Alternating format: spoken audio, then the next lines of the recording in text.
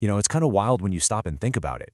How the words we speak can literally build our success, or, yeah, sometimes lead to our failure.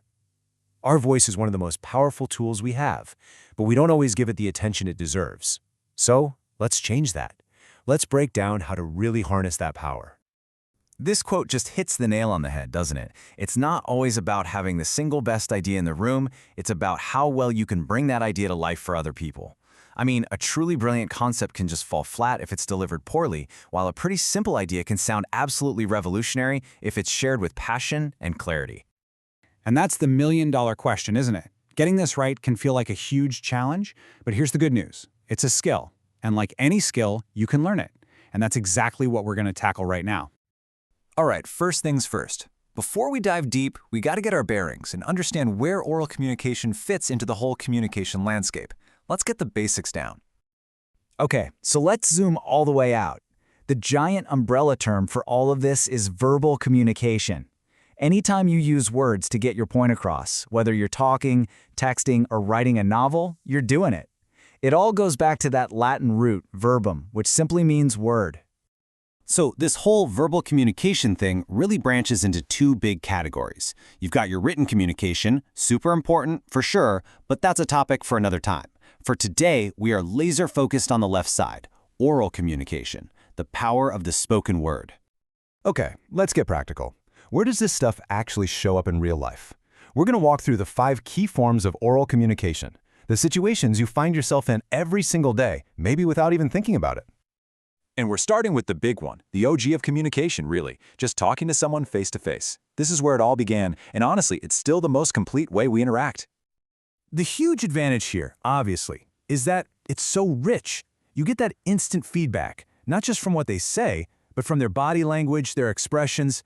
But here's the catch, and it's a big one. There's no backspace key. Once a word is out there, it's out there. You can't take it back. All right, next up is something we all do, probably every single day. The good old telephone call. This one's interesting because it strips away all the visuals, forcing us to rely completely on our voice. I mean, on the one hand, phone calls are amazing, right? Super quick, convenient, they save a ton of time. But you've totally been there, right? Where you just know something got lost in translation on a call. Without seeing someone's face, you lose all those little cues. It means your tone of voice and how clearly you speak become absolutely critical. Okay, let's shift gears now to something a bit more formal, a place where being prepared is absolutely everything, the presentation. Whether it's for a class project or a big meeting at work, a presentation is all about sharing complex info in a structured way. And it's a perfect example of how visual aids, kind of like the ones you're seeing right now, can make complicated stuff way easier to digest. To really nail it, you got to be organized, clear, and confident. Yeah, I'm pretty sure we've all sat through both kinds of these, haven't we? It's funny, but it's so true. The goal is always to share information, not to see how long someone can stay focused before they zone out. All right, if you thought presentations were pressure, this next one really cranks it up a notch. We're moving from the conference room to the main stage. We're talking about public speaking. What makes public speaking so tough is that it's mostly a one-way street.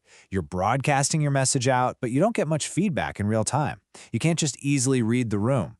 This demands serious confidence and control over your voice to really grab an audience and inspire them. And wow, this just sums it up perfectly. The line between being inspiring and just being background noise for someone scrolling on their phone, it's razor thin. And good communication is what makes all the difference. And finally, let's talk about our 5th form. This one's a biggie, a super high-stakes chat that can literally steer your whole career. Yep, the job interview. This is so critical. Seriously, the answers you give, that's only part of the puzzle. The interviewer is also watching how you say it. Your confidence, your tone, your clarity. Your delivery is screaming competence just as loudly as your actual words are. All right, so we've covered the 5 main ways we use oral communication. Now let's pull back and look at the big picture, the good and the bad of relying on the spoken word. So here's the trade-off, really. On the one hand, speaking is fast, it's personal, it's amazing for building relationships. You get that immediate feedback. But on the flip side, there's no paper trail, right? You can't unsay something you regret, and it's honestly not great for super long, complicated info.